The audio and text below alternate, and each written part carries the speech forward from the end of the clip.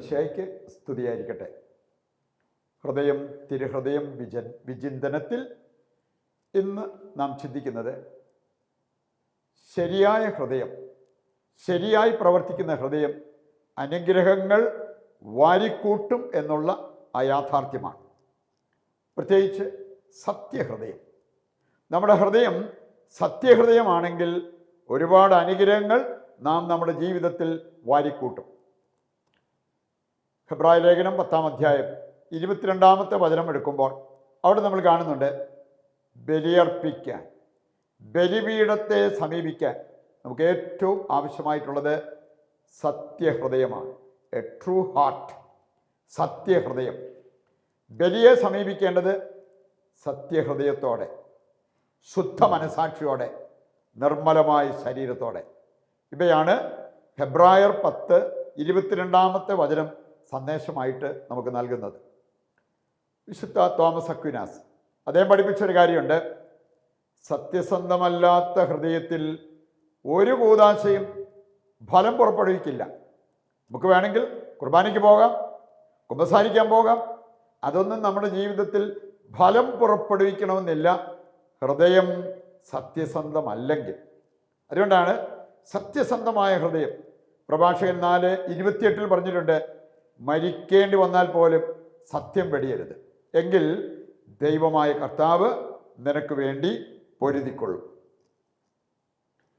മറ്റൊരു കാര്യം നമ്മൾ കാണുന്നുണ്ട്, ദൈവം സത്യവാനാണ് എന്ന യാഥാർത്ഥ്യം വചനം നമ്മെ പഠിപ്പിക്കുന്നുണ്ട്.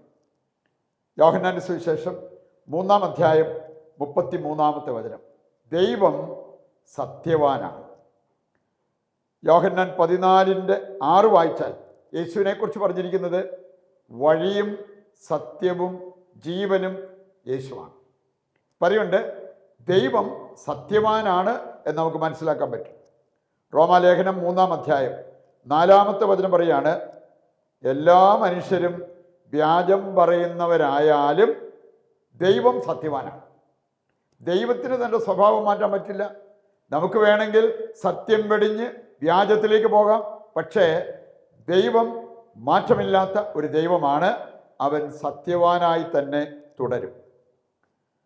മറ്റൊരു പ്രധാനപ്പെട്ട കാര്യം നമുക്ക് ചിന്തിക്കാവുന്നത്, ദൈവം അനുഗ്രഹിക്കാൻ നമുക്ക് വേണ്ടത് സത്യഹൃദയമാണ് എന്ന് നമ്മെ പഠിപ്പിക്കുന്ന ഏതാനും വചനഭാഗങ്ങൾ. സങ്കീർത്തനം 17:3, കർത്താവ് ഹൃദയം പരിശോധിക്കുമ്പോൾ, ഉരച്ചു നോക്കുമ്പോൾ തിന്മ കാണരുത്, അങ്ങനെയുള്ളവരെ ദൈവം സമൃദ്ധമായി അനുഗ്രഹിക്കും എന്ന് വചനം നമ്മെ ഓർമ്മിപ്പിക്കാൻ. നമ്മൾ പരീക്ഷിക്കപ്പെടുമ്പോൾ നമ്മുടെ ഹൃദയത്തിന് മാറ്റം വരാതെ വിശ്വസ്തത തുടരാൻ നമുക്ക് പറ്റുമോ? സുഭാഷിതങ്ങൾ 16:2, 17:3 നമ്മെ ഓർമ്മിപ്പിക്കുന്നുണ്ട്, കർത്താവ് ഹൃദയം പരിശോധിക്കുന്നവനാണ്. ഇവിടെ പറയുന്ന വാക്കുകൾ കേട്ട് അനുഗ്രഹിക്കാൻ നോക്കുന്നവനല്ല, ബാഹ്യഭാവം കണ്ട് അനുഗ്രഹിക്കാൻ മുന്നോട്ട് വരുന്നവനല്ല, ഹൃദയം പരിശോധിച്ച് നമ്മെ അനുഗ്രഹിക്കുന്ന ഒരു ദൈവമാണ് നമ്മുടെ ദൈവം. സങ്കീർത്തനം 15:2, ഹൃദയം തുറന്ന് സത്യം പറയുന്നവൻ അവന് കർത്താവിൻ്റെ മല കയറാൻ പറ്റും. ആ മല കയറിയാൽ ഇവിടെ എല്ലാ പ്രശ്നങ്ങൾക്കും പരിഹാരം അവിടെയുണ്ട്. അതാണ് യെശയ്യാ 25:6 മുതൽ വായിക്കുമ്പോൾ നമ്മൾ കാണുക, എല്ലാ കണ്ണുനീരും അവിടെ തുടയ്ക്കപ്പെടും. അതിന് ഈ മല കയറണം.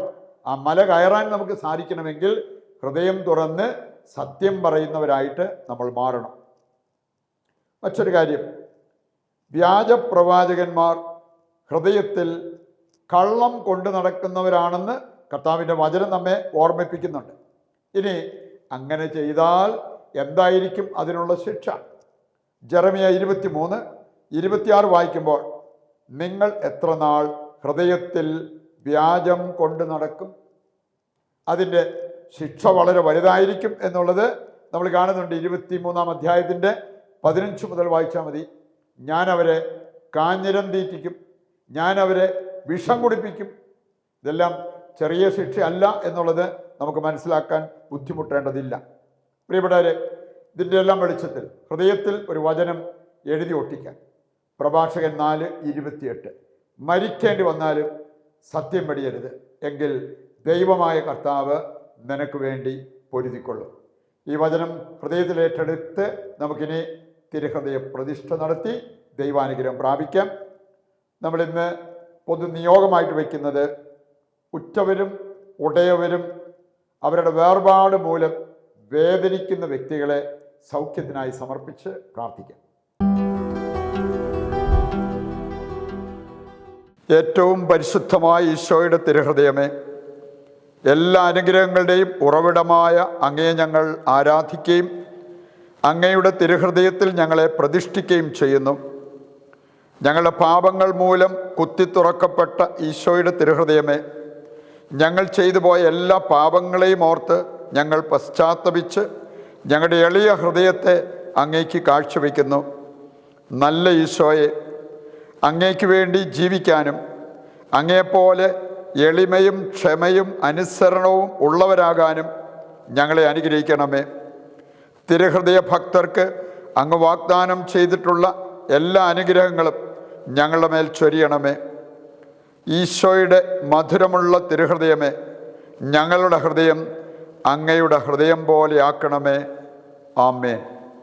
ഏതാനും നിമിഷങ്ങൾ നിശബ്ദതയിൽ നമ്മുടെ എല്ലാ നിയോഗങ്ങളെയും ദൈവകരങ്ങളിൽ ഏൽപ്പിച്ച് താഴ്ന്ന സ്ഥലത്തിൽ കർത്താവിനെ സ്തുതിച്ചുകൊണ്ട് ദിവ്യകാരുണ്യത്തിൻ്റെ ആശീർവാദം നമുക്ക് സ്വീകരിക്കാം. യേശുവേ നന്ദി, യേശുവേ സ്തുതി. Hallelujah, hallelujah, hallelujah. കർത്താവേ, ഞങ്ങളെ അനുഗ്രഹിക്കണമേ. ഞങ്ങളുടെ കുടുംബത്തെയും ലോകം മുഴുവനെയും അവിടുന്ന് സമർത്ഥമായി അനുഗ്രഹിക്കണമേ. അവിടുത്തെ തിരുഹൃദയത്തിൽ ഞങ്ങളെ സംരക്ഷിക്കുവാൻ അങ്ങ് തിരുവുള്ളമാകണമേ. Hallelujah, hallelujah. യേശുവേ നന്ദി, യേശുവേ നന്ദി.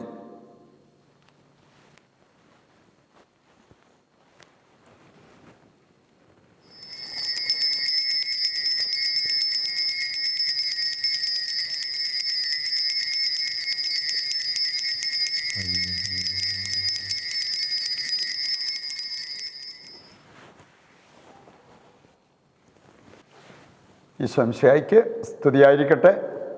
ദൈവം നിങ്ങളെ സമർത്ഥമായി അനുഗ്രഹിക്കട്ടെ.